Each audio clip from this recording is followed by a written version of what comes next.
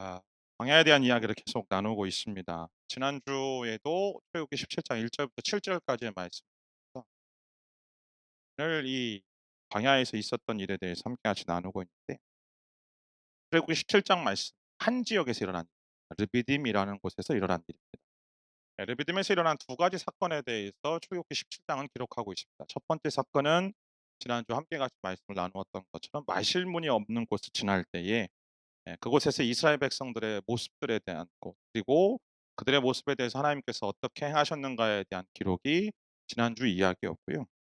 그래서 우리가 지난주 말씀 속에서 말씀물이 없는 곳을 지날 때 있다라는 거죠, 광야 속에서. 그러나 하나님은 그곳에도 함께 하시고, 아, 그 가운데 함께 하신 하나님께 우리가 원망과 불평 대신 기도할 때에 하나님은 반석 되신 예수님으로부터 흘러나오는 생명수로 우리의 모든 갈망과 갈증과 갈급함들을 채우시는 은혜의 아버지신 줄 믿습니다. 자, 그 은혜가 임하였습니다. 그런데 오늘 본문 8절 말씀을 보면 아말렉이 아말렉과의 전투가 시작이 되어집니다.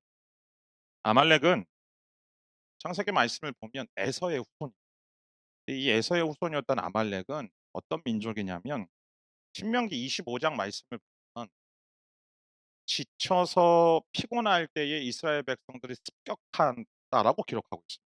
그러니까 이제 아말렉이라는 사람들의 민족적 특징이 어떤 사람들이냐면 네게부 지역, 네게부 광야 생활을 하면서 유목 생활을 하면서 그곳에서 지나가는 상인들을 약탈하고 또 이제 이동하고 여행하고 있는 이들을 약탈하여서 그들의 어떤 강성한 부강함을 채우던 사람들, 그러니까 약탈 민족이 아말렉 민족이었습니다. 그런 사람들이 오늘 이스라엘 백성들과 맞닥뜨리게 된 겁니다. 왜냐하면 아말렉에 봤을 때 이스라엘 백성을 딱 보니까 오합지졸인 거죠. 내가 있는 것도 아니고 무기가 있는 것도 아니고 그렇다고 해서 뭐 전쟁을 수행했던 경험이 있는 것 같지도 보이지도 않고, 그러니까 뭐 완전히 오합지졸과도 같고. 그런데 이스라엘 백성들이 이 이집트를 나올 때 어마어마한 양의 이 가축들을 끌고 나오잖아요. 그러니까 보니까 약탈할 게 너무 많은 거예요. 그래서 아말렉이 이스라엘을 습격합니다. 말씀드렸던 것처럼 이스라엘은 전투 경험도 없고요. 어떤 전쟁 조직도 없고요. 그렇다고 해서 경험이 있는 것도 아니고 무기가 있는 것도 아닙니다. 반면에 아말렉은 고도로 훈련받은 기습을 전문으로 하는 전투병들이었습니다. 그냥 그럴 수 있겠다 생각하는데 가만히 생각해 보면 말씀물이 없어서 원망하다가 하나님께서 기도에 응답하셔서 반석에서 물이 나오는 엄청난 은혜를 경험했습니다. 기적을 경험한 거죠. 근데 그 기적과 은혜를 경험하자마자 오늘 말도 안 되는 전쟁을 마주하게 된 것이 지금 상황. 그래서 이 이스라엘 백성들의 지금 현재 상황이요, 오늘 이 시대를 살아가고 있는 이 광야와 같은 현실을 살아가고 있는 저와 여러분들과 별로 다를 바 없다라는 거예요. 은혜를 받고 뒤돌아서면 까먹을 수밖에 없어요. 하나님의 놀라우신 일하심을 경험했음에도 불구하고 얼마 안 가서 나를 뒤흔들고 있는 내 남편, 내 자녀들, 심지어는 운전하다가 막 날 괴롭히는 막 이 하여튼 오만 가지 일들을 겪으면서 이 은혜를 까먹고 있는 일들을 우리는 경험하지 않습니까? 그 이유가 뭘까요? 사단이 우리를 넘어뜨리려고 하고 우리가 살아가고 있는 이 세상이 우리의 믿음을 뒤흔들기 때문에 그렇습니다. 물론 예수님께서 십자가에서 죽으시고 부활하시면서 모든 사단의 세력을 물리치셨죠. 그러나 여러분, 전쟁은 아직 끝나지 않았습니다. 예. 퓨리라는 영화가 있어요. 보실 필요는 없고요. 그냥 잘생긴 남자들이 나와서 제가 그냥 사진을 띄웠습니다. 여러분도 좋아하시라고. 브래드 피트와 샤야 라포, 그다음 할 당대를 주름잡던 하여튼 잘생긴 배우들 다 나오고 전쟁 영화입니다. 그 탱크 영화고요. 퓨리라는 이름의 이 장갑차를 타고 이제 2차 대전 말미에 이제 그 전쟁하는 영화거든요. 근데 제가 왜 이 영화를 얘기하냐면 이때 배경이 어떤 배경이냐면 노르망디 상륙 작전의 성공 이후에 완벽하게 전세가 연합군 쪽으로 기울었습니다. 그래서 독일군이 퇴각하고 있는 중이었어요. 근데 독일군이 퇴각할 때 그냥 퇴각하는 게 아니고 마을마다 불을 지르고 돌아다니면서 계속적으로 전쟁하고 연합군들을 싸우면서 연합군들을 습격하고 이제 그런 일들이 계속 벌어지는 상황 속에 이 독일의 이 최정예 전차 부대를 괴멸시키기 위해서 이 미국의 이 전차 부대가 이제 투입이 되거든요. 그러니까 아직 끝나지 않은 2차 대전 말미, 그러니까 항복이 있기 얼마 전에 2차 대전 전쟁이 얼마나 참혹했고 이 전쟁의 민낯을 보여주는 영화예요. 그래서 별로 추천하고 싶지는 않습니다. 굉장히 잔인하고요. 굉장히 좀 영화를 보고 나서 되게 마음이 불편합니다. 저 정도구나 인간이. 제가 왜 이 얘기를 하는가? 여러분, 예수를 믿고 살아가는 삶이요. 이 땅에서의 삶이 그다지 아름답지만은 않다는, 왜 그럴까요? 우리는 전쟁 속에서 살아가고, 우리는 이 영적 전쟁 속에 살아가고 있습니다. 저와 여러분이 살아가는 삶은요. 하나의 전쟁터이자 하나의 싸움터 속에서 살아가고 있습니다. 때문에 예수를 믿는 모든 사람들은 어느 한 사람을 막론하고 예외 없이 영적 전쟁이라는 피할 수 없는 현실을 겪으며 살아가는 것입니다. 에베소서 6장 12절 말씀을 보면 다음과 같이 기록되어 있죠. 함께 같이 읽습니다. 시작. 우리의 싸움은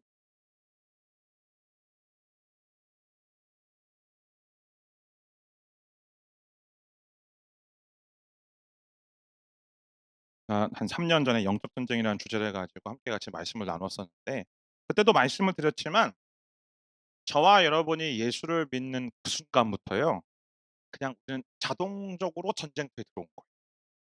그러니까 우리는 예수를 믿고 그리스도인이 되는 그 순간 우리는 그 즉시 그냥 이 세상이라는 전쟁터 속에 딱 놓여져 있는 예수 그리스도의 군사로서 살아가게 된 겁니다. 이건 선택 사항이 아닙니다. 내가 이 전쟁 속에서 살아갈지 말지를 내가 선택할 수 있는 게 아니에요. 영적 전쟁은요. 나의 어떤 은사나 나의 성향이나 나의 성품이나 나의 어떤 신앙적인 색깔이나 그것과는 아무런 상관이 없습니다. 그냥 이 전쟁 자체가 예수를 믿는 모든 사람들의 현실이고, 그리고 그 전쟁은 아까도 지금 소개드렸던 그 영화처럼 굉장히 치열하고요. 그러나 그 결과는 영원하다는 사실. 그래서 우리는 신앙생활하며 끊임없이 공격을 받으며 살아가는 것이 정상입니다. 그러니까 예수 믿고요. 은혜 받고 은혜 받으면서 하나님의 기적과 하나님의 일하심을 경험하는데, 되돌아서면 공격받고 되돌아서면 뒤흔들고 되돌아서면 우리 힘들게 하는 거, 그게 이상한 게 아니고요. 그게 지극히 정상적인 거죠. 비정상은 아무런 공격 없이 나는 아무런 문제가 없는데라고 살아가는 게 비정상. 왜 그런 줄 아세요? 사단은 내비로 둬도 넘어질 사람은 안 건드리거든요. 그러니까 내버려 두지 않으면 하나님 앞으로 더 달려갈 사람들을 공격하니까 늘상 우리는 끊임없이 이 갈등과 이, 이 다툼 속에서 우리는 살아가게 되는 것입니다. 예, 그래서 광야를 지나는 우리의 삶은요 전쟁터입니다. 마실 물이 없는 곳도 지나지만 사실은 광야를 지날 때마다 우리가 겪는 건 싸움을 겪고 전쟁을 겪는 것이죠. 결단코 저와 여러분이 예수를 믿고 나서 먼지 하나 없는 온실 속에서 살아가거나 어떤 클린하우스에서 살아가고 있는 게 아니에요.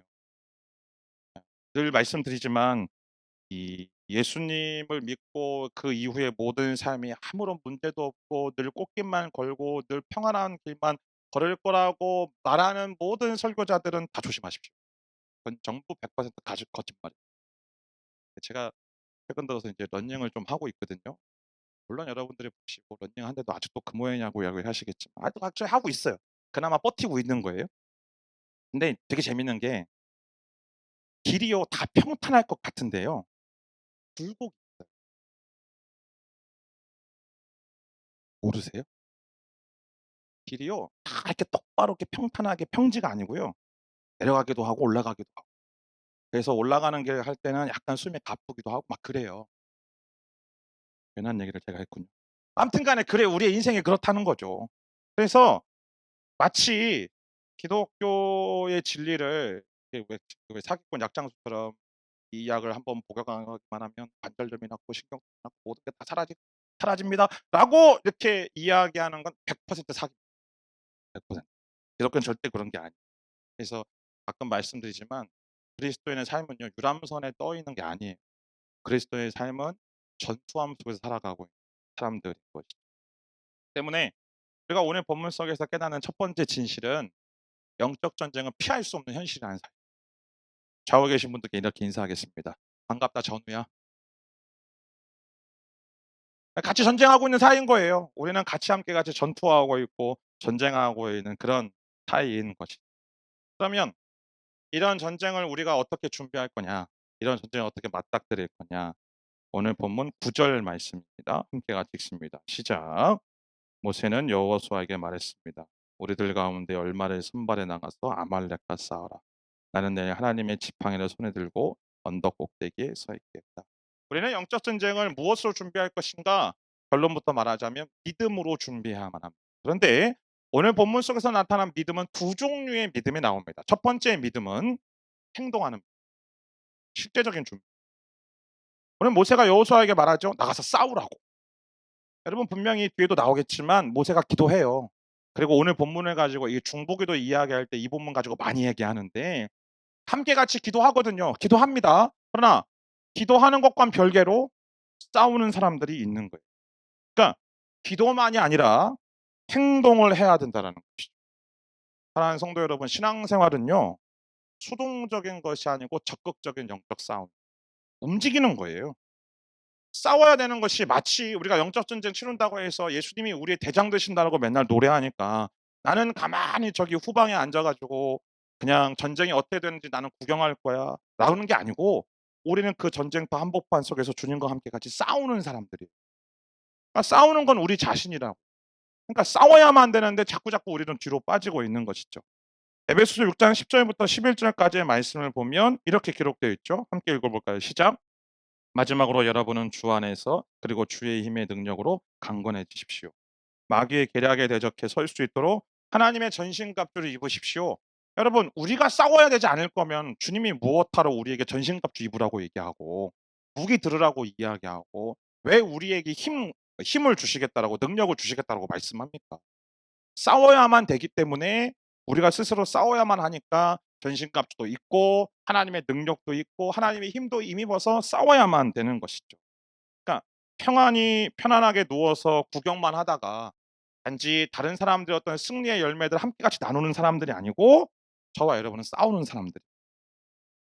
아, 기적을 믿으세요? 왜 아무 대답을 안 기적을 믿으시냐고요? 하나님이 지금도 기적을 일으키심을 믿으시나요? 네, 우리 삶에 얼마든지 하나님의 기적은 일어납니다. 중요한 건 기적이 일어날 때까지 가만히 앉아 있는 게 아니고 하나님이 일하시고 하나님의 기적이 일어나고 놀라운 일이 일어날 것이라고 믿고 행동으로 옮겨야 되는 사람들이 그리스도. 자, 한 가지 더 물어볼게요. 여러분의 그 예수 믿지 않는 남편들도 계시니까 예수 믿지 않는 남편들이 하나님 앞으로 돌아올 것임을 여러분 믿으시죠? 하나님께서 일하실 것임을 믿지 않습니까? 여러분 그렇게 믿는다면요. 가만히 주님께서 일하실 것을 기다리고 있는 게 아니고요. 내가 움직이는 거예요. 어떻게 해요? 남편에게 복음을 전하고 남편에게 계속 예수님에 대해서 이야기하고 그분의 사랑에 대해서 전하고 어제와 오늘 제가 새벽에 계속 이야기하고 있지만 나를 내어주는 그 사랑을 통해서 계속 남편에게 그 사랑을 전하는 거예요. 그러니까 그 행동하는 믿음이 있을 때에 비로소 하나님의 기적은 경험되어져요. 몇 번 그런 예화 들었지만 미국 중부에서 비가 오지 않아서 교회가 함께 같이 기도하는데 열심히 기도해요. 기도가 끝난 다음에 인제 목사님 아들이 함께 같이 인제 교제하면서 성도들하고 있는데 목사님 아들이 학교를 가려고 우산을 들고 나가는 거예요. 그랬더니 어떤 성도님이 그렇게 그 아이한테 물어봐요. "아니 왜 밖에 비도 안 오는데 우산 들고 나가냐."고. 그랬더니 이 아이가 그렇게 얘기하는 거죠. "저희 비 오라고 기도하지 않았냐."고. 그러니까 우리가 기도는 하는데요. 우리가 믿는다라고 이야기를 하는데요. 움직이지는 않는 행동하지는 않는 거죠. 사랑하는 여러분이요. 행동하지 않고 우리가 움직이지 않으면요. 하나님께서는 물론 하나님이 직접적으로 기적을 일으키기도 하지만 하나님께서 어떤 것 당신의 손을 통하여서 당신의 마음을 통하여서 당신의 어떤 발걸음을 통하여서 이루고자 하시는 하나님의 기적을 내가 제한할 수도 있다라는 거예요. 그래서 여러분 움직이셔야 돼요. 그래서 우스갯소리로 이렇게 몇몇의 선교단체가 함께 같이 버스를 타고 이렇게 등산을 가는 길에 앞에 인제 버스가 갑자기 쓴 거예요. 그래서 앞에 인제 큰 통나무가 하나 있었던 거죠. 도대체 어떻게 해야 되느냐? 그래서 인제 한 선교 단체가 어딘지 알려고 하지 마세요. 말씀에서 뭐라고 얘기하는지 그때부터 성경을 찾기 시작하는 거예요, 버스 안에. 또 인제 이쪽에 있는 선교 단체는 주님이 우리에게 뭐라고 말씀하신 듣자 하면서 그때부터 통성 기도하기 시작하는 거죠. 질문합니다. 그렇다고 통나무가 옮겨집니까? 맨 뒤에 앉아서 그 광경을 바라보고 있었던 그분들을 가이드하던 한 가이드 인제 가이드분이 그분이 갑자기 그 사람들을 해치고 나가더니 차에서 내려서 그 나무를 옮기기 시작했어요. 여러분 그래야 나무는 옮겨지는 때문에 우리가 영적 전쟁 속에서 그 전쟁에서 승리하는 것은 뒤에도 말씀드리겠지만 기도와 함께 우리에게 무엇이 필요한가 움직여야만 합니다. 내가 살아가는 삶 속에서 내게 주어진 삶 속에 최선을 다하며 살아가는 겁니다. 성실하게 살아가는 겁니다. 성실하게 사랑하고 성실하게 섬기고 성실하게 내게 주어진 삶의 자리 속에서 한 사람의 영혼을 살리기 위해서 최선을 다해 살아갈 때 그 가운데 기적이 일어나는 거예요. 할렐루야. 그것이 첫 번째. 두 번째. 어떤 믿음인가? 이 행동하는 믿음의 원천이 어디로부터 시작되어지는가? 예, 기도인 거죠. 행동만 하고 기도하지 않는 것도 문제가 있다라는 거죠. 모세가 산에 올라가서 기도합니다. 왜 기도했을까요? 모세는 안 거예요. 싸움의 승패가 우리에게 달려 있다는 게 아니라 하나님의 능력에 달려 있다는. 당연한 것 아니겠습니까? 어떻게 인간이 사단을 이길 수 있습니까? 우리는 절대로 사단을 이길 수 없습니다. 단지 우리가 이기는 것은 네, 예수님을 의지할 때에 우리는 사단에게 다양할 수 있는 것이죠. 야고보서 4장 7절 말씀을 보면 이렇게 되어 있습니다. 그러므로 하나님께 복종하고 마귀를 대적하십시오. 분명히 이야기하고 있죠. 하나님께 복종하고. 하나님께 복종하라는 말이 무슨 뜻이에요? 하나님을 의지하라는, 하나님을 신뢰하라는 이야기. 하나님께 순종하고 마귀를 대적하면 마귀가 우리에게 달아나는데 왜요?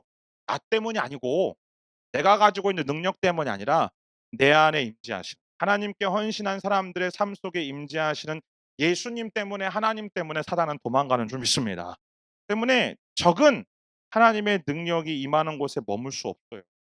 그래서 우리가 사단을 무시해서도 안 되겠지만 사단을 두려워할 필요도 없어요. 악의 세력에 대해서 뭐하러 두려워하십니까? 그 사단보다 더 크신 하나님이 내 안에 계시는데 할렐루야. 그분을 우리가 믿는다라면 사단은 우리에게서 달아날 수밖에 없습니다. 때문에 우리는 영적 전쟁을 무엇으로 준비하는가? 그리고 영적 전쟁 앞에서 무엇을 가지고 맞닥뜨리는가?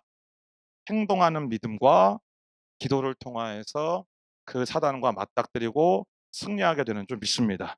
근데 중요한 건 이 승리가 누구에게 달려 있는가? 하나님께 달려 있다. 오늘 본문 11절부터 13절까지 천천히 함께 읽겠습니다. 시작. 그런데 모세가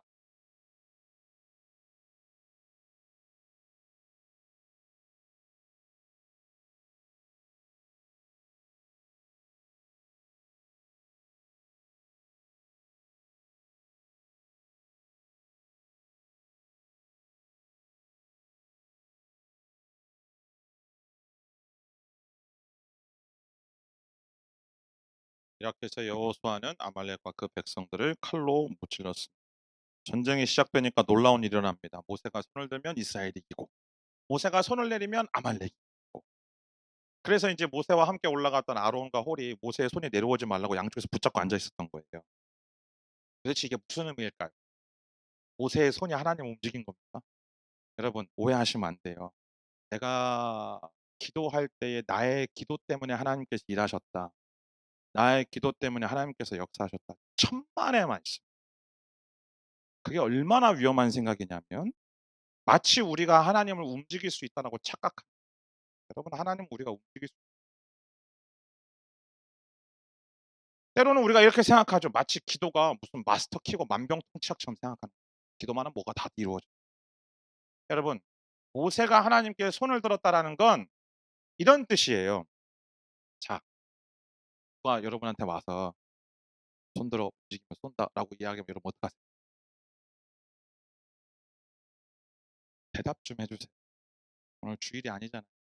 편하게 손을 손 들어 움직이면 쏜다 하면 이렇게 어떻게 하세요? 손 드시죠? 손 든다는 얘기 어떤 의미예요? 항복한다는. 모세가 하나님께 손을 들었다라는 건 하나님 내가 하나님께 항복. 여러분 우리가 하나님께 기도한다라는 건 그 뜻이에요.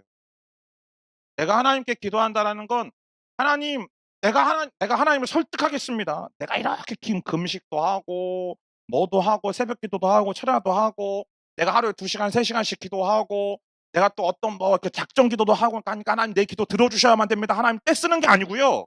기도란 무엇인가? 하나님 내가 하나님께 항복합니다. 모든 게 하나님께 달려 있습니다. 하나님 일하여 주십시오. 라고 고백하는 게 그게 기도. 오늘 모세가 하나님을 향하여서 두 손을 들었다라는 것은 하나님 내 의지로 내가 무언가를 하거나 우리의 능력으로 전쟁하는 게 아닙니다. 하나님의 능력으로 우리가 전쟁하는 것이고 하나님의 능력으로만 우리가 이길 수 있습니다. 라고 고백하는 거예요. 영적 전쟁 속에서 내가 무엇인가 하려고 발버둥 치는 것이 아니고 내게 맞닥뜨리는 어떤 그 문제들과 상황들을 이겨내 보려고 애쓰고 몸부림치는 게 아니고요. 아말렉을 또 내 적에게 내가 손을 들고 나는 모르겠으니 자포자기하고 내가 나아가는 게 아니라 나의 진정한 힘의 근원이요 원천이요 능력이 아니 나의 전부이신 하나님께 하나님 내가 하나님께 두 손을 듭니다. 하나님 내 안에서 일하여 주십시오. 라고 고백. 우리가 찬양할 때 하나님 앞에 손을 들고 찬양하는 게 그거예요. 여러분 아까 우리가 그 찬양 고백했잖아요. 주를 찬양, 손을 들고 찬양. 왜 손을 들고 찬양해요? 가사가 좋아서요? 가사가 그렇게 하라고 해서요? 아니요, 그렇지 않아요. 모든 전쟁이 하나님께 속해 있다라는 것을 내가 믿기 때문에 나는 하나님을 신뢰합니다. 하나님을 의지합니다. 라고 고백하며 하나님 앞에 두 손을 저는 하나님께 두 손을 드는 일들이 우리 안에 날마다 일어나게 되기를 주님의 이름으로 축복합니다. 그래서 에베소서 6장 10절에 아까 읽었지만 여러분은 주 안에서 그리고 주의 힘의 능력으로 강건해지십시오라고 되어 있잖아요. 이게 하나님께 두 손을 든다는 하나님께 항복의 사인인 그러니까 주님 안에 거한다라는 게 그 뜻 아닙니까? 내가 주님을 완전히 믿고 내 인생을 주님께 완전히 맡기고 완전히 그게 하나님께 내 인생을 온전히 내어드리는 두 손을 드는 의미예요. 내 삶의 주도권을 완전히 주님께 내어드리는 여러분 우리가 우리의 자녀들을 주님께 내어드리는 것도 마찬가지예요. 하나님 내 자녀를 주님께 내어드립니다라고 고백하는 건 이런 뜻이에요. 하나님 이 자녀의 인생이 하나님께 속해 있습니다. 내 자녀의 인생이 하나님께 달려 있습니다. 하나님 내 자녀의 인생을 다스리시고 함께 해 주시고 하나님 이 자녀의 인생의 주도권을 하나님께 온전히 내어 드리겠습니다라고 고백하는 거예요. 자녀를 하나님께 내어 드린다라고 기도하시면서 하나님 얘는 이 대학 들어가야 돼요. 여기 해야 돼요. 뭐 해야 돼요. 자꾸 우리의 요구를 이야기하고 우리의 바람을 이야기하고 우리의 소망을 이야기하는 건 큰 기도 아니에요. 그건 하나님께 요구하는 예수를 믿는 그리스도인은 하나님을 떠나서는 아무것도 할 수 요한복음 15장에서 나는 포도나무요 너희는 가지니 저가 내 안에 내가 저 안에 있으면 많은 열매를 맺는다. 바꿔 얘기하면 무슨 뜻이에요? 그 안에 있지 않으면요 우리는 그 가치 자체가 없는 거예요. 열매를 맺지 못하는데 무슨 가치가 있어요. 때문에 내 삶의 주도권을 완전히 내어 드린다라는 그 사실을 인정하지 않고서는 영적 전쟁에서 승 왜 우리가 기도하지 않는 줄 아세요? 왜 우리가 하나님을 향한 열정도 간절함도 뜨거움도 없는 줄 아세요? 하나님의 도움 없이 내 힘으로 살 수 있다라고 생각해요.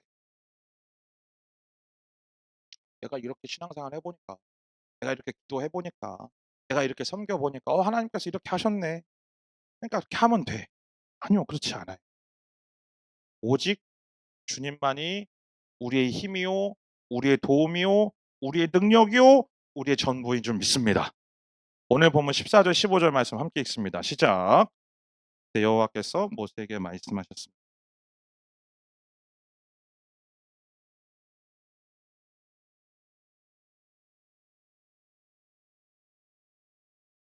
모세가 제단을 쌓고 여호와 니시라고 부르며 말했습니다.